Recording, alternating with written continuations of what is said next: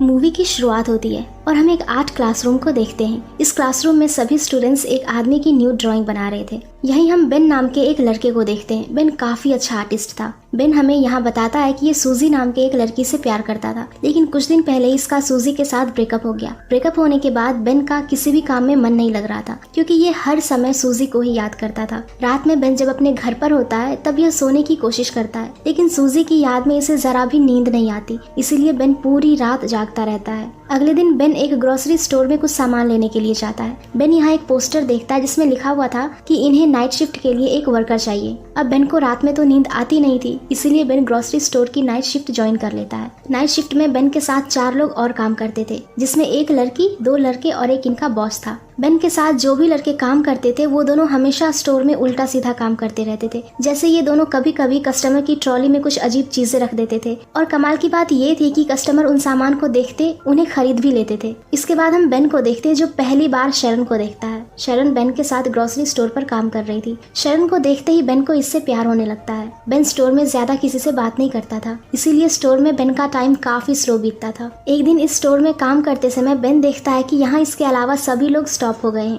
दरअसल बेन का ब्रेकअप होने की वजह से बेन के अंदर टाइम स्टॉप करने का एक सुपर पावर आ गया था। इस स्टोर में जो भी लोग जहाँ पर थे वो सब वहीं पर फ्रीज हो गए थे। बेन इन सभी फ्रीज लड़कियों के पास आकर उन्हें करीब से देखता है। बेन एक आर्टिस्ट था, इसीलिए ये स्टोर में फ्रीज हुई सभी लड़कियों के कपड़े उतारकर उनकी ड्राइंग बनाता है। सारी लड़कियों की ड्राइंग बनाने के बाद बेन टाइम को नॉर्मल कर देता है। इसके बाद हम बेन के बचपन को देखते हैं। यहाँ बेन हमें बताता है कि आखिर इसे लड़कियों की ही बॉडी सबसे ज्यादा क्यों पसंद है। दरअसल बेन जब छोटा था तब उसके घर में एक हॉट सी लड़की किराए पर रहती थी। ये लड़की हमेशा बिना कपड़ों के बेन के सामने से गुजरती थी, जिसे देख बेन को काफी ज्यादा अच्छा फील होता था। बेन कहता है कि बचपन में इसका दोस्त शॉन और इसके घर के बगल में जितने भी लड़के थे सब मिलकर एक लड़की के घर आते थे। दरअसल ये लड़की पैसे लेकर इन्हें अपने प्राइवेट पार्ट्स दिखाया करती थी। इस लड़की का नाम नताली होता है। बेन कहता है कि जब ये छोटा था तब एक दिन ये शॉन के घर, शॉन के मॉम के कमरे में ये दोनों मिलकर अडल्ट मैगजीन को देख रहे थे, लेकिन तभी घर पर शॉन की मॉम आ जाती है, जिन्हें देखकर ये दोनों जल्दी से कमरे से बाहर चले जाते हैं। शॉन की मॉम जब इन्हें देखती है तो वो देखती है कि शॉन और बेन की लुल्ली खरी हो गई है। अपनी लुल्ली खरी देख ये दोनों ऐसा दिखाते हैं जैसे कि इन्हें इस बारे में कुछ पता ही नहीं है। इसके बाद हम बेन को देखते हैं, जिसके साथ स्टोर में सभी लोग एक फुटबॉल मैच खेलने आते हैं। बेन की टीम में जितने भी लोग थे वो सब अच्छे से खेल नहीं पाते, जिसकी वजह से बेन की टीम ये मैच हारने लगती है। एक प्लेयर फुटबॉल को इतनी तेजी से किक मारता है, ये फुटबॉल बेन के बॉस को आ लगती है।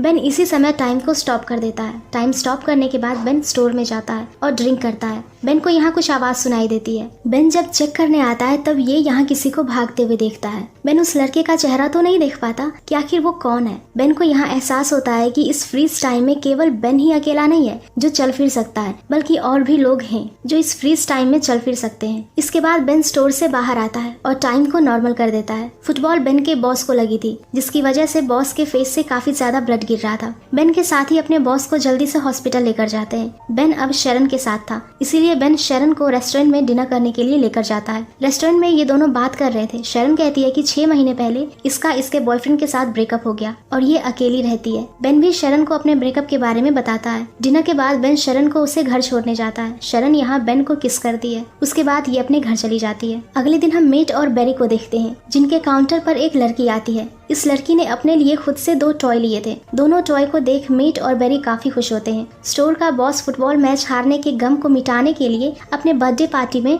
सबको अपने घर पार्टी देता है और स्टोर के सभी स्टाफ को पार्टी में बुलाता है। शरण बेन को अपने साथ बॉस के घर पार्टी में चलने के लिए कहती है। बेन भी इसके लिए मान जाता है। वहीं दूसरी ओर मेट और बेरी बेन को कॉल करते हैं। दरअसल मेट और बेरी बेन के साथ मजाक करने के लिए ये एक आर्ट गैलरी का ऑनर बनकर बेन से बात करते हैं और ये बेन को कल अपने ऑफिस में आने के लिए कहते हैं। बेन को यह पता नहीं था कि कॉल पर मेट और बेरी है, इसलिए यह इनकी बातों पर यकीन कर लेता है। बेन शरण को बताता है कि यह एक आर्टिस्ट है और कल इसे आर्ट गैलरी में जॉब के लिए बुलाया गया है। बेन एक आर्टिस्ट है ये जानकर शरण काफी ज्यादा खुश होती है। इसके बाद बेन और शरण अपने बॉस के घर पार्टी में आते हैं। पार्टी में कई सारे लोग आए थे। इसी पार्टी में बेन की एक्स गर्लफ्रेंड सूजी को भी देखा जाता है। दरअसल सूजी बेन के बॉस के भाई की गर्लफ्रेंड थी, इसीलिए ये भी इस पार्टी में आई थी। सूजी यहाँ बेन से अपने ब्रेकअप के लिए सॉरी बोलती है और कहती है कि ये दोबारा से बेन के साथ रहना चाहती है। सूजी यहाँ बेन को किस करने लगती है। बेन को यहाँ कुछ समझ नहीं आता, इसीलिए ये सूजी को खुद से दूर करता है। बेन देखता है कि शरण ने इसे सूजी को किस करते हुए देख लिया है। शरण बेन पर गुस्सा होकर यहाँ से जाने लगती है, लेकिन तभी बेन टाइम को स्टॉप कर देता है। दरअसल